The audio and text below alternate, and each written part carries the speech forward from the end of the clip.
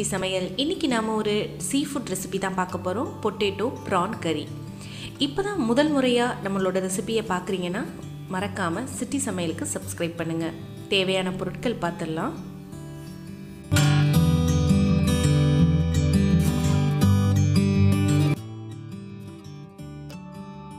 Non veg பார்த்திங்கன்னா மண் சட்டியில் பண்ணால் ரொம்பவே சூப்பராக இருக்கும்.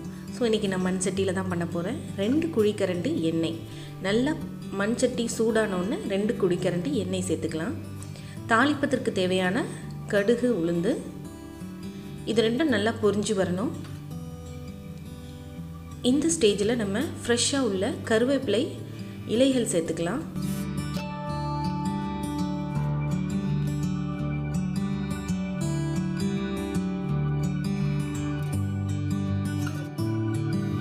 நல்லா பொரிஞ்சதும் பொடியாக கட் பண்ணி வச்ச ஒரு பெரிய வெங்காயம் சேர்த்துக்கலாம். வெங்காயம் நல்லா கோல்டன் ப்ரௌன் கலராக வர அளவுக்கு நல்லா வதக்கிக்கலாம். இப்போது நான் ஒரு 10லேருந்து ஒரு 12 சின்ன வெங்காயம் எடுத்துருக்கிறேன். இதை நல்லா இந்த மாதிரி அரைச்சி எடுத்துக்கலாம். இந்த மாதிரி விழுதாக சேர்க்குறதுனால நமக்கு கிரேவி நல்லா ஒரு திக்கான கன்சிஸ்டன்சியில் கிடைக்கும். 3 ஸ்பூன் சின்ன வெங்காய பேஸ்ட் ஆட் பண்ணியாச்சு. இதோட ராஸ்மல் எல்லாமே நல்லா போகிற அளவுக்கு இதை நல்லா கலந்துக்கலாம்.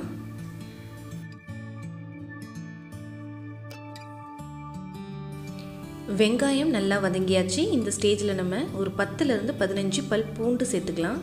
ஒரு 3 பச்சை மிளகாய் நீலவாக்கில் கட் பண்ணி சேர்த்துக்கலாம். இதை நல்லா மிக்ஸ் பண்ணிக்கலாம்.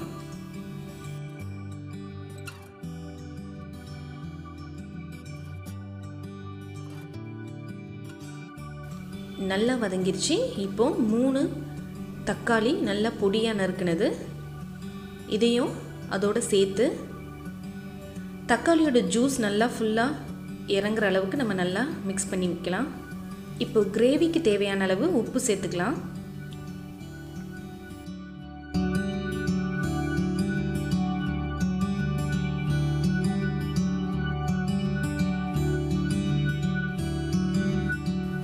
இப்போ எல்லாமே நமக்கு நல்லா வதங்கியாச்சு. இப்போ நம்ம மசாலா சேர்த்துக்கலாம். கொஞ்சமாக மஞ்சள் தூள் சேர்த்துக்கலாம். இது குழம்பு மிளகாய் தூள் வீட்டிலே ப்ரிப்பேர் பண்ணது. இது இல்லாதவங்க 1 ஸ்பூன் அளவு மிளகாய் தூள், தனி மிளகாய் தூளும் 1 ஸ்பூன் அளவு தனியாத்தூள், மல்லித்தூளும் சேர்த்துக்கோங்க. நான் இதில் 2 ஸ்பூன் குழம்பு மிளகாய் தூள் சேர்த்துருக்குறேன். எல்லாத்தையுமே நல்லா மிக்ஸ் பண்ணிக்கலாம். எவ்வளோ நம்ம நல்லா இது மாதிரி கலந்து விட்டுருமோ கிரேவி நமக்கு ரொம்பவே டேஸ்ட்டாக கிடைக்கும். நல்லா வதங்கினதுக்கப்புறமா இப்போ உருளைக்கிழங்கு சேர்த்துக்கலாம். உருளைக்கிழங்கு பார்த்திங்கன்னா தோல் எடுத்துட்டு இந்த மாதிரி பெரிய பெரிய துண்டுகளாக சேர்த்துக்கலாம்.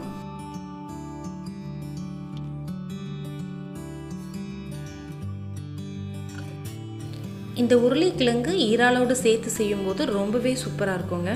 கண்டிப்பாக நீங்களும் இந்த மாதிரி ஒரு டைமாவது செஞ்சு பாருங்கள். இப்போ இந்த உருளைக்கிழங்கு வேகிறதுக்காக நம்ம இதை மூடி போட்டு ஒரு 5 நிமிஷம் நல்லா வேக வைக்கலாம்.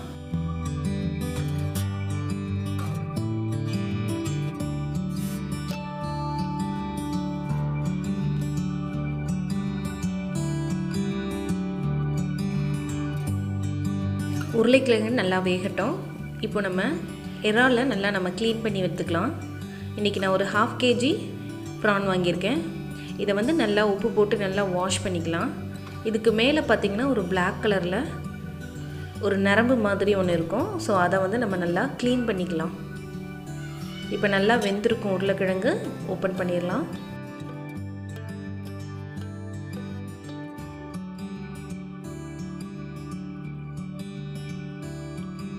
உருளைக்கிழங்கு ஒரு 3/4 பாகம் நல்லா வெந்துருச்சு. இந்த ஸ்டேஜில் நம்ம வாஷ் பண்ணி வச்ச இறால்களை சேர்த்துக்கலாம். இந்த ப்ரான் பார்த்திங்களா நமக்கு சீக்கிரமே நமக்கு குக் ஆகிடும். ஒரு 5லேருந்து 8 நிமிஷத்தில் சீக்கிரம் குக் ஆகிடும். ஓவர் குக் பண்ணோன்னா நமக்கு ரொம்ப ரஃப்பாக கிடைக்கும். அது நமக்கு சாப்பிட்றதுக்கு நல்லா இருக்காது. ஸோ இந்த உருளைக்கிழங்கு இன்னும் ஒரு 1/4 பாகம் வேகணும். ஸோ நம்ம கொஞ்சமாக தண்ணி ஆட் பண்ணிக்கலாம். ஒரு 2-3 ஸ்பூன் அளவு தண்ணி சேர்த்திங்கன்னா போதும். ஏன்னா இறால் வேகும்போது நமக்கு அதிலேருந்து கொஞ்சம் தண்ணி ரிலீஸ் ஆகும். இப்போ மேலே கொஞ்சமாக கொத்தமல்லி இலைகள் தூவி இதை நல்லா ஒரு 8 நிமிஷம் வேக வச்சு எடுத்துடலாம். இது வேகும்போதே ஃபைனலாக நம்ம சேர்க்கறதுக்கான 1 ஸ்பூன் அளவு மிளகு, ஃப்ரெஷ்ஷான மிளகை இந்த மாதிரி 1-2 இடித்து கடைசியாக நம்ம சேர்த்துக்கலாம்.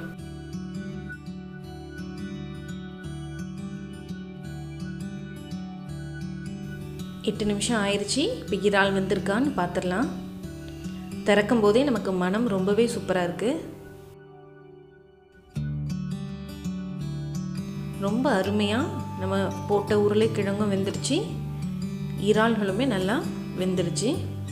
இப்போ உங்களுக்கு கிரேவி கன்சிஸ்டன்சியில் வேணும்னா இந்த மாதிரியே எடுத்துக்கோங்க. இன்னும் கொஞ்சம் திக்காக வேணும்னா இன்னும் ஒரு 2 நிமிஷம் நம்ம அதை நல்லா கொதிக்க விடலாம்.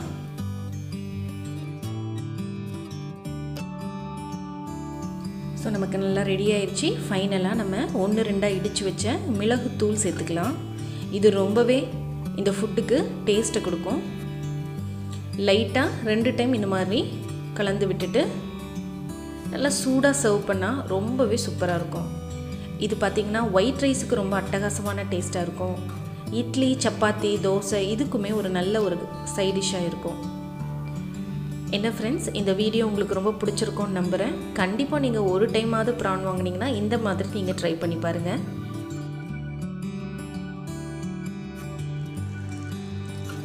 இந்த வீடியோ உங்களுக்கு பிடிச்சிருந்துச்சுன்னா லைக் பண்ணுங்கள், ஷேர் பண்ணுங்கள், மறக்காமல் சிட்டி சமையலுக்கு சப்ஸ்கிரைப் பண்ணுங்கள்.